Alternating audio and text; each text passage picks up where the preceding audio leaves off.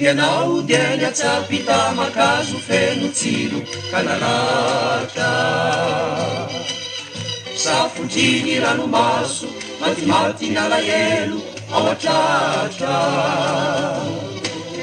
tonga ianao dia niritsoka fitiavana madio vahotrina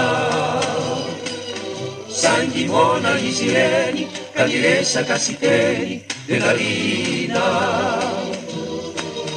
tonga ianao dia niatsapita makazo feno tsiro ka naratra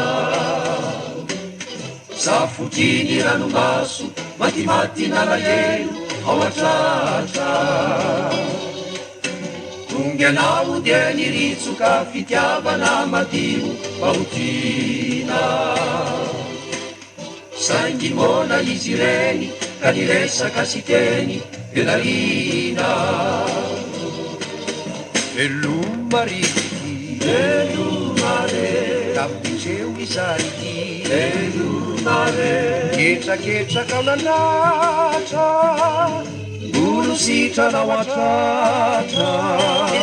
veluma ulifuku, velumare, vefaravani tuluku, sai elizari, saruku nyulumar, nana tena nao ifuku. Tonga ianao dia niatsapita makazo feno tsiro ka naratra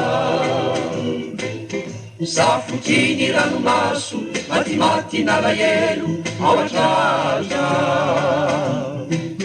tonga ianao dia niritsoka fitiavana madio vahotrina saingy mona izy reny ka niresaka sy teny de nalina Velumare, tapiceu zaniti, velumare,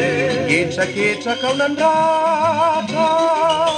bulu sitra nao atratra,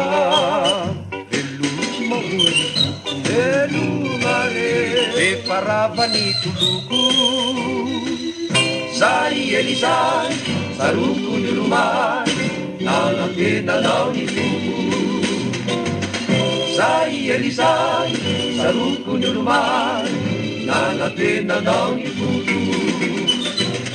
Zay elizay, saruko nyulumay, nanatena nao ni fuku.